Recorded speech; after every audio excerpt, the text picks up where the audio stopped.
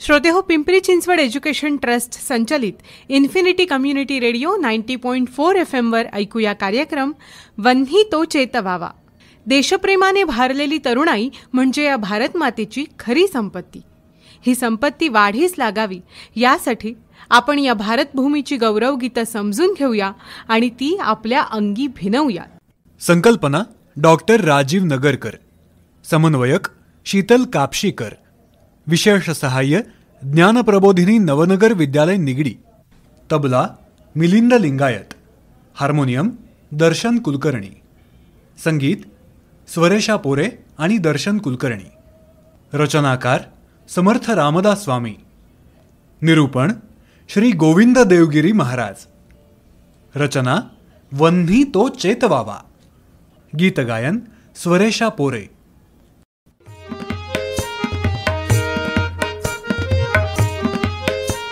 वन्ही तो चेतवावा, वन्ही तो चेतवावा.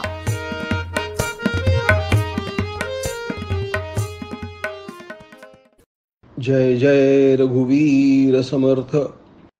राष्ट्रगुरु समर्थ रामदास स्वामी महाराज यांनी मानवी जीवनाकरता सर्वंकष मार्गदर्शन केलेले आहे.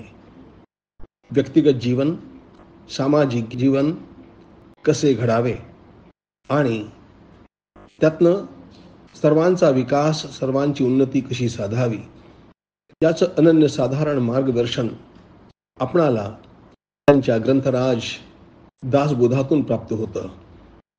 अगदी व्यावहारिक पहिल्या पायरीपासून आध्यात्मिक शेवटच्या स्थितीपर्यंत सर्व काही आपणाला एका दासबोधामध्ये प्राप्त होतं आणि त्यामुळे संपूर्ण महाभारताचं सार असलेला हा दासबोध प्रत्येकानं पुन्हा पुन्हा वाचावा, त्याचं परिशीलन करावं, त्यातून त्याचं संपूर्ण जीवन उजळेल यात शंका नाही. श्री समर्थांनी जयष्णू समाज घडविला. समाजाला विजयाची आकांक्षा हवी आणि या विजयासाठी, या यशासाठी वैयक्तिक जीवन उत्तम रीतीनं घडवता येणं आवश्यक आहे. ते घडवण्यामध्ये सर्वात महत्त्वाची गोष्ट म्हणजे प्रयत्नवादाची कास. समर्थ अत्यंत विलक्षण प्रयत्नवादी होते. त्यांनी सर्वदा दैवाचा धिक्कार केला. भाग्याशी काय उणे रे, यत्ना वाचून राहिले, अशा प्रकारे अनेक गोष्टी सांगत सांगत त्यांनी प्रयत्नवादाचा पुरस्कार केला आणि व्यक्तीनं कर्मशील बनलं पाहिजे. त्यानं आपल्या उन्नती करता, समाजाच्या उन्नती करताही कर्मयोगासाठी कंबर कसली पाहिजे आणि प्रयत्नवादी बनलं पाहिजे, हा त्यांचा आग्रह आहे. ज्याप्रमाणे समर्थांनी ग्रंथराज दासबोध लिहिला, त्याप्रमाणे त्यांनी अनेक लहान लहान स्फुट प्रकरणेही लिहिली. त्या प्रकरणांच्या मध्ये एक अत्यंत महत्त्वाचं प्रकरण म्हणजे वन्ही तो चेतवावा रे, चेतवीताची चेततो, विवेक जाणजे तैसा वाढवीताची वाढतो, या ओळीपासनं आरंभ होणारं एक स्फुट प्रकरण आहे. खरोखर प्रत्येकानं रोज याचं परिशीलन करावं असं हे महत्त्वाचं प्रकरण आहे. त्यांनी त्यामध्ये म्हटलं, वन्ही तो चेतवावा म्हणजे अग्नीचा आरंभ करावा. अग्नी हा शब्द वेदांच्या मध्ये अत्यंत प्रिय आहे. प्रत्येक वेदाचा आरंभ अग्नीच्या स्तुतीनं होतो.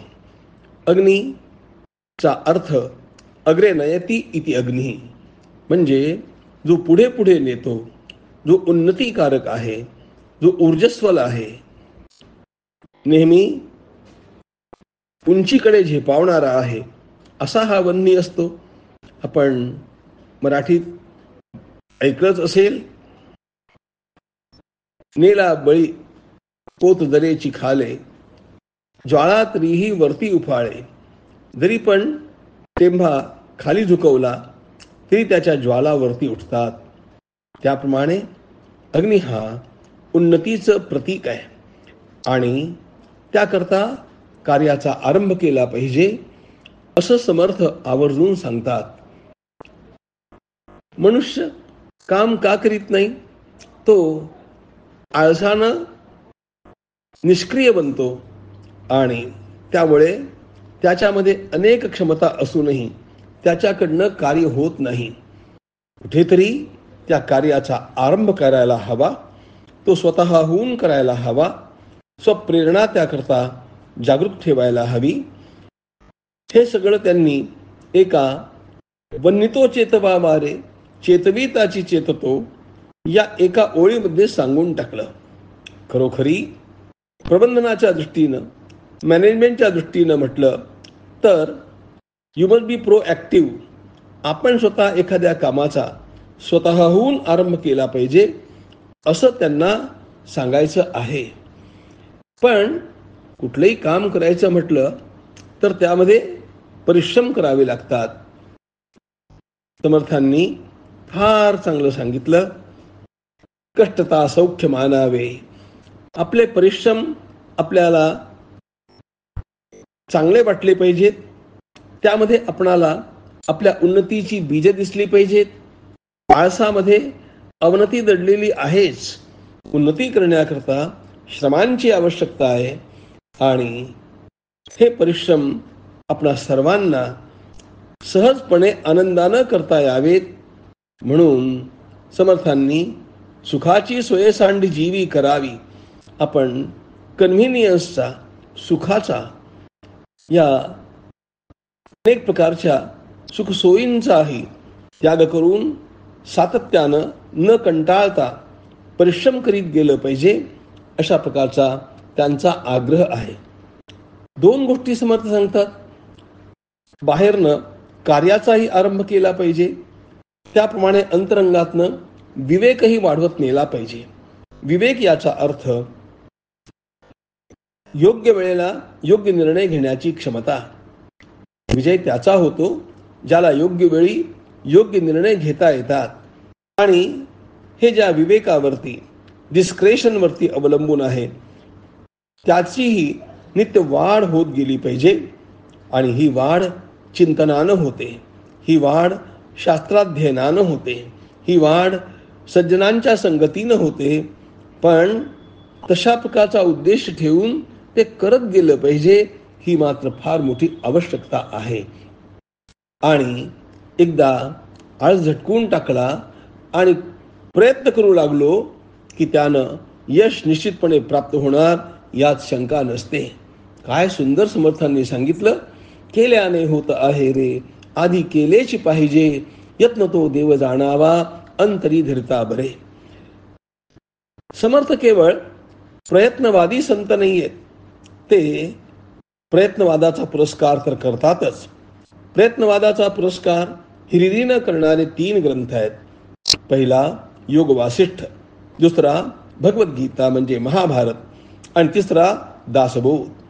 या प्रयत्नामध्ये मनुष्याच्या उन्नतीची बीज दडलेली आहेत आणि म्हणून प्रत्येकानं प्रयत्नवादी व्हावं, भाग्यवादी होऊ नये, नशिबावरती हवाला ठेवून चालू नये.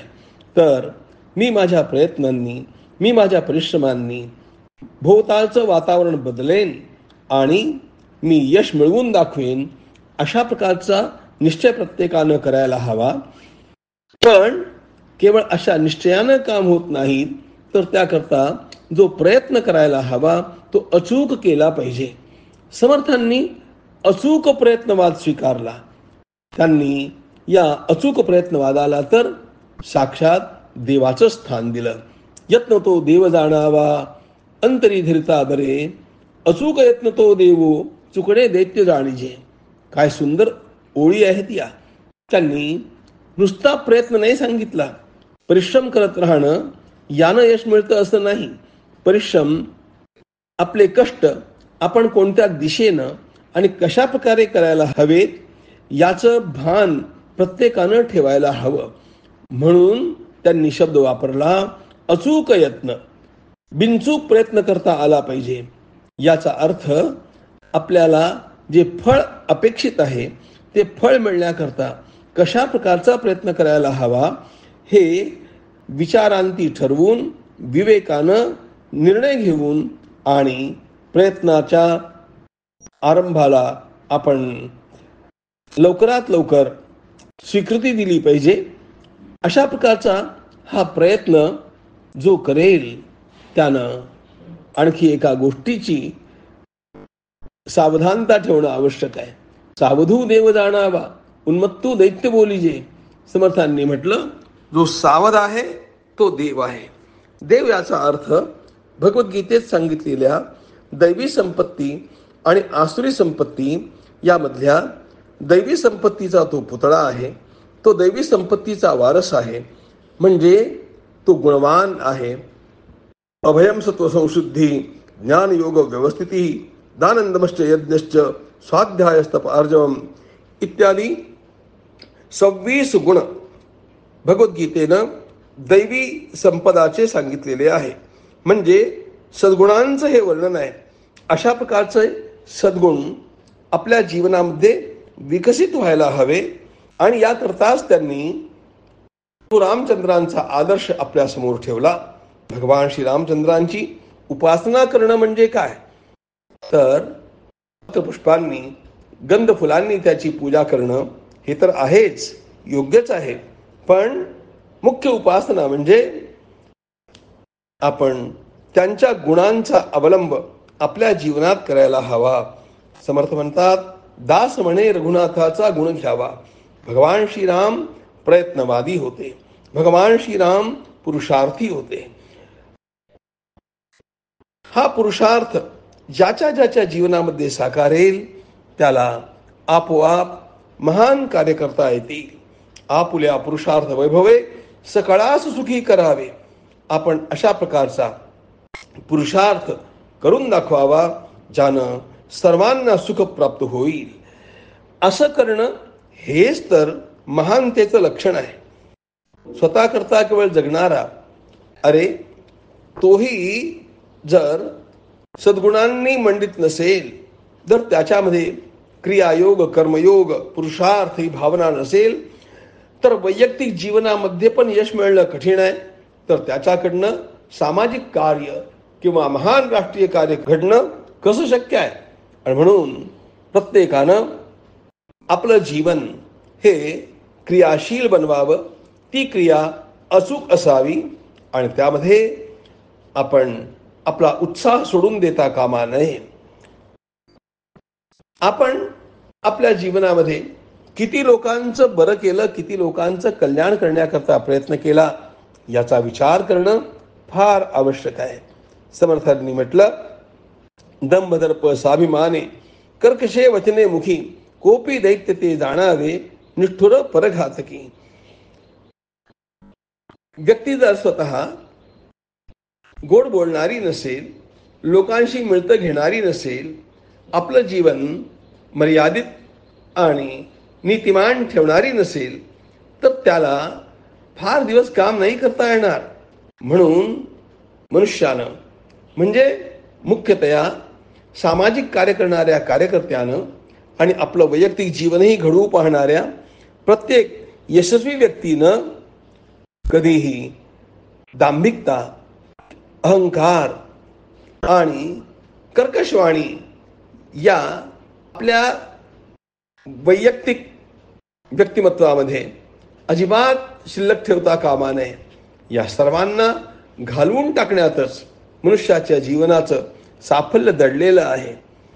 सारखी सारखी रागावणारी, लोकांच्या करता कटुशब्द बोलणारी, आपल्या मोठेपणासाठी सवंग लोकप्रियता मिळवण्याचा प्रयत्न करणारी अशा प्रकारची मंडळी कधी महान कार्य करू शकत नाही. आरंभ जरी केला तरी त्यांचा टिकाव त्यामध्ये लागत नाही. आणि म्हणून समर्थांचा हा आग्रह आहे की प्रत्येकानं कर्मयोगाची कास धरावी. कार्याला स्वतः स्वप्रेरणेनं आरंभ करावा. जो प्रयत्न केला जाईल तो विवेकाधिष्ठित असावा. विचारपूर्वक प्रयत्न करावा आणि अशा दिशेनं करावा की ज्यानं यश हमखास मिळेल. त्यालाच त्यांनी अचूक यत्न असं म्हटलेलं आहे. खरोखर अशा प्रकारचा अचूक प्रयत्नवादाची कास धरणारा प्रत्येक माणूस यशस्वी होईलच.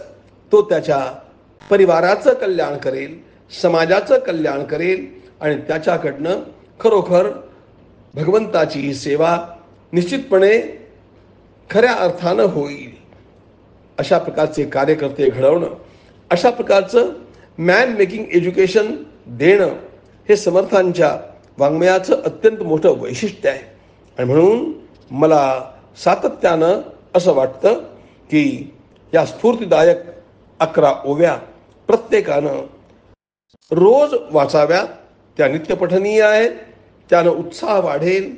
आपण आपल्या मार्गावरती अत्यंत जोमानं आणि खऱ्या योग्य दिशेनं पुढे चालत राहू.